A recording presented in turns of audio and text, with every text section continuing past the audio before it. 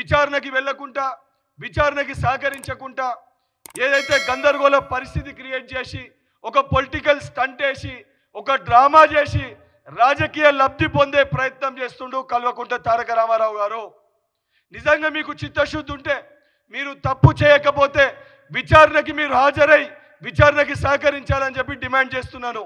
దానితో పాటు ఏసీబీ అధికారులకు కూడా ఈ డ్రామారావు ఎంక్వైరీకి రమ్మంటేనే వస్తలేడు. రేపు పొద్దున ఇతర దేశాలకి పారిపోయే ఒక పరిస్థితి కూడా రావచ్చు. అందుకే ఈ డ్రామారావు పాస్పోర్ట్ని కూడా సీజ్ చేయాలని చెప్పి ఏసీబీ అధికారులకి నేను కోరుతున్నాను. ఈ డ్రామారావు ఇప్పటికే ఏదైతే సంబంధించి వచ్చి దాంట్లో ఎంక్వైరీకి రమ్మంటే వస్తకుండా అనేకమైన నాటకాలు ఆడుతుంటూ, అందుకే ఈ డ్రామారావు పాస్పోర్ట్ని కూడా సీజ్ చేయాలని చెప్పి ఏసీబీ అధికారులని కోరుతున్నాను. బీఆర్ఎస్ పార్టీ నాయకులకు కూడా ఏదైతే సంబంధించి ప్రజలు మిమ్మల్ని వారి సమస్యలపైన కొట్లాడనీకి బీఆర్ఎస్ పార్టీలో కూడా ఎమ్మెల్యేని ఎన్నుకోవడం జరిగింది. అవన్నీ పక్కన పెట్టి కేసీఆర్ గారికో కేటీఆర్ గారికో కల్వకుంట్ల కవితకో హరీష్ రావు గారికో కేవలం ఆ కుటుంబం కోసం ఆ కుటుంబ సమస్యల కోసం ఆ కుటుంబం తెలంగాణ ప్రజల సొమ్ముని దోచుకుంటే ఆ కుటుంబానికి అండగా నిలబడతారా, లేకపోతే ఇది దొంగలని కటకటాల్లో నెట్టాల్సిన అవసరం ఉందా లేదా? మీరు కూడా బీఆర్ఎస్ పార్టీలో ఉన్న శాసనసభ్యులు ఒకసారి పునరాలోచించుకోవాలని చెప్పి వారిని కూడా కోరుతూ, ఏదైతే నిజంగా కేటీఆర్ నువ్వు తప్పు చేయకపోతే విచారణకి సహకరించాలని చెప్పి డిమాండ్ చేస్తున్నాను. సిరిసిల్ల ఎమ్మెల్యే మాజీ మంత్రి కేటీఆర్ మీద నమోదైనటువంటి ఏసీబీ కేసులో ఎఫ్ఐఆర్ని కొట్టివేయలేమని ఇన్వెస్టిగేషన్ కి సహకరించమని ఆదేశాలు ఇవ్వడం జరిగింది. దీని మీద టీఆర్ఎస్ లేదా నానా యాగి నానా గగ్గోలు చేసే కార్యక్రమం చేస్తున్నారు. ఏం మాట్లాడినారు కేటీఆర్ గారు? కేసు రిజిస్టర్ అవుతున్నారు, గదేం కేసు, లొట్టపీస్ కేసు, 5 నిమిషాలు ఇట్లా పోయి అట్లా అన్నాడు. ఎవరు వద్దంటున్నారు ఇప్పుడు? మరి లొట్టపీస్ కేసులో పోలీసు వాళ్ళ ముందుకు పోయితే కేటీఆర్ ఎందుకు భయపడుతున్నాడు? ఫస్ట్ ఏమన్నాడు? దాంట్లో అవినీతి జరగలేదు అన్నాడు. అవును, పైసలు ఇచ్చినా బరాబర్ ఇచ్చినా మంత్రికి ఇచ్చినా అన్నాడు. మరి బరాబర్ ఇచ్చినా ముచ్చట్నే ఏసీబీ ఆఫీస్కి పోయి చెప్పు. నన్ను వకీళ్ళని తీసుకుపోనిస్తలేరని దొంగేడుపులు ఏడుస్తున్నాడు. దొంగలకు వకీళ్ళని తీసుకొని పోలీస్ స్టేషన్కి రానిస్తారా పోలీసు వాళ్ళు? లాస్ట్కి ఒక మాట్లాడుతున్న కేటీఆర్ దీన్ని 10 ఏళ్ళు మంత్రిగా చేసినావు కదా, తెలంగాణ వచ్చినాక ఏం చెప్పిండు? తెలంగాణ పోలీసు వాళ్ళు చాలా గొప్పోళ్ళు, దేశంలో నెంబర్ 1 పోలీసు వాళ్ళు, తెలంగాణ పోలీసు వాళ్ళు అంటేనే భద్రత బాధ్యత 2 మాయే అని చెప్తారు. 1200 కోట్లు పెట్టి కమాండ్ కంట్రోల్ కట్టిస్తున్నాం. ఈ దేశంలో ఎక్కడ నేరం జరిగినా మా తెలంగాణ పోలీసు వాళ్ళు గొప్పగా పనిచేస్తారు అని చెప్పాడు. 10 ఏళ్ళు మీరు గొప్ప అని చెప్పిన పోలీసు వాళ్ళ ముందుకి ఇలా నువ్వు పోయేందుకు బాధ ఎందుకు అవుతుంది సార్? 10 ఏళ్ళు మంచోళ్ళు అయిన పోలీసు వాళ్ళు ఇలా చెడ్డోళ్ళు ఎట్లయ్యారు కేటీఆర్? అంటే నువ్వు కూడా పోలీసు వాళ్ళతో తప్పు చేయించినావు అధికారంలో ఉన్నప్పుడు.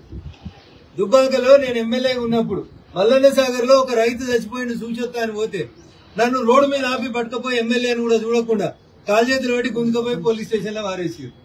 ఆ రోజు పోలీసు వాళ్ళు మంచి వాళ్ళు ఎట్లయిరి? ఇవాళ నేను ఠానాకి రమ్మంటే నాకు వెనకాల 10 మంది వకీలు కావాలని అడుగుతున్నాడు ఆయన. ఏం తప్పు చేయకపోతే నువ్వు కడిగిన ముత్యమే అయితివి. కేసు లొట్టపీస్ కేసే ఆయే. మరి ఎందుకు భయపడుతున్నావు కేటీఆర్? ఇలా హైకోర్టు కూడా ఎఫ్ఐఆర్ కొట్టేయమన్న మీ వాదనని కొట్టేసింది. అంటే దాని అర్థమైంది, మీరు ఇన్వెస్టిగేషన్ కి సహకరించుండ్రి, లేదా హైకోర్టు తీర్పు నచ్చకపోతే సుప్రీంకోర్టు పోండి. ఇదే కేటీఆర్ గారు వారం రోజుల కింద ఇంకో మాట అన్నాడు. జైలుకు పోతే ఏమవుతుంది? జైల్లో మంచిగా వాకింగ్ చేస్తా, యోగా బాగా చేస్తా, ఇంట్లో నాకు మనశ్శాంతి లేదు, మా నాయనో దిక్కు, మా చెల్లో దిక్కు, మా బావో దిక్కు నన్ను బాగా రాసి రంపాన పెడుతును, జైలుకు పోతే ప్రశాంతంగా ఉంటా, గట్టిగా తయారవచ్చి పాదయాత్ర చేస్తా అన్నాడు. పోయినది మరి జైలు కూడా ఎట్లుంటుందో చూసిరండి. ఒక దిక్కేమో తప్పు చేయలేదంటాడు, ఒక దిక్కేమో అవినీతి జరగలేదంటాడు, ఇంకొక దిక్కు మోడీకి ఈడీకి బోడీకి దేనికి భయపడ్డా అంటాడు. మరి వీళ్ళకి ఇంతెందుకు భయపడుతున్నారు? అవన్నా సల్జరం వచ్చినాడు వరకినట్టు వరుకుతాడు. కావాలంటే మా మనోహరాబాద్కి వెళ్ళి ఇద్దరు డాక్టర్లను కూడా పంపిస్తాం. ముందైతే నువ్వు పోలీస్ స్టేషన్కి పోయి చూడు, పోలీసు వాళ్ళకి చెప్పు ఏం చేసినావో చెప్పు. దేశం మీద చర్చిస్తా, దేశవ్యాప్తంగా చర్చ జరగాలి అన్న నీ కడుపునొస్తే ఊరందరి కడుపునొయ్యాలి. నువ్వు 10 ఏళ్ళు నాసంటి ఎమ్మెల్యేలని ఎంపీలని చాలా మంది ప్రతిపక్షం వాళ్ళని అరెస్ట్ చేయించి లోపలేపించినావు. మరి ఆ రోజు పోలీసు వాళ్ళు తప్పు చేసిరని మేము అన్నామా? పట్టుకుపోతే పోయినాం, కేసులు పెడితే కోర్టుకు తిరుగుతున్నాం. ఎక్కడన్నా దేశంలో కేటీఆర్ నువ్వు చెప్పాలి, దొంగలెంబడి వకీళ్ళు వస్తారా పోలీస్ స్టేషన్ కి? అట్లా పోతే ఇక దొంగతనమే చేయలేదంటాడు. దాని మీద కాలేసుకొని కూర్చుంటాడు, మా వకీల్ సాబ్ చెప్తాడు అని చెప్తాడు. అందుకని కేటీఆర్ గారు ఒకవేళ తప్పు చేయకపోతే ఏసీబీ ముందుకు పో, ఈడీ ముందుకు పో, లేమ్ ఎక్స్క్యూజెస్ ఎందుకు? అంతర్జాతీయ స్థాయిలో అమెరికాలో, కెనడాలో, దుబాయ్లో 30 ఛానల్ కాదు 300 ఛానల్ పెట్టుకున్నాడు. నెలకు 3 కోట్లు 30 కోట్లు ఖర్చు పెట్టి ఇక కేటీఆర్కి ఏదో అన్యాయం జరిగింది. ఏం అన్యాయం జరిగిందన్న? ఏమైనా అన్యాయం జరిగితే పోలీసు వాళ్ళకి చెప్పు, కేసు పెడతారు, నిజ నిర్ధారణ జరుగుతుంది, విచారణను ఎదుర్కోవాల్సిందే. చట్టం ముందు అందరూ సమానమే కాబట్టి కేటీఆర్ గారు మీరు ముందు పోయి పోలీసు వాళ్ళకి సహకరించండి, చట్టానికి సహకరించండి అనేది ఈ సందర్భంగా ఒక పార్లమెంట్ సభ్యుడిగా నేను ఆయనకు చెప్పేటువంటి సలహా. అంతేగాని ప్రతిపక్షం వాళ్ళని అరెస్ట్ చేస్తున్నారని ఇయ్యాల నువ్వు అరుస్తే 10 ఏళ్ళు నువ్వు అధికారంలో ఉండి చెయ్యని తప్పుకు మా అందరినీ జైళ్లలో పెట్టి ఇలా నువ్వు ఇట్లా అరుస్తే దొంగే దొంగ దొంగ అని అరిచినట్టుంటే తప్ప ఇంకొకటి కాదు. కాబట్టి పోలీసు వాళ్ళకి ముందు పోయి చెప్పు, నేను మిమ్మల్ని అనుమానపడుతున్నా, నాది తప్పైంది ఏం చెప్పు. గేట్ కాడికి వచ్చాడు టీవీ ఛానల్ వాళ్ళని పిలిచి 40 నిమిషాలు డ్రామా చేయొచ్చింది. ఇదే డ్రామా లోపలికి పోయి చెప్పొచ్చు కదా, నేనేం తప్పు చేయలేదు, నేను శ్రీరామచంద్రుడిని అని చెప్పొచ్చు కదా. కాబట్టి టీఆర్ఎస్ పార్టీ పెద్దలారా, ఎవరెవరు తప్పు చేసిరో మీకు తెలుసు. కేసులు రిజిస్టర్ అయితే చట్టానికి సహకరించండి. నా మీద చాలా కేసులు పెట్టింది టీఆర్ఎస్, మేము సహకరించలేదా? పోలీస్ స్టేషన్లకు పోలేదా? మా దగ్గర ఇక్కడ చేగుంట దగ్గర ఒక కంపెనీ దగ్గర యాక్సిడెంట్ అయి 3 చచ్చిపోయినారు. కంపెనీ యాజమాన్యంతో చర్చలకు పోతామంటే మమ్మల్ని తూప్రాన్ని ఆపి అరెస్ట్ చేసిరు. తూప్రాన్ పోలీస్ స్టేషన్ లో పొద్దుగాల అరెస్ట్ చేస్తే పోకిద్ది కదా కూర్చోబెట్టిరు.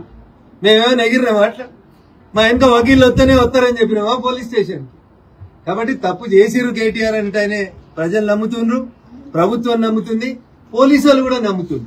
ఒకవేళ మీ మీద మీకు విశ్వాసం ఉంటే, మీరు తప్పు చేయకపోతే నేరుగా పోలీస్ స్టేషన్ కు మీ దగ్గర ఉన్న కాయిదాలు ఇయ్యండి, పోలీసు వాళ్ళు విచారణ జరిపిస్తారు. అంతేగాని పోలీసుల మీద, కోర్టుల మీద అపనమ్మకాన్ని కలిగించేటువంటి ప్రయత్నాన్ని చేయొద్దని ఈ సందర్భంగా నేను కేటీఆర్ గారికి చాలా స్పష్టంగా అయితే చెప్పదలుచుకున్నాను.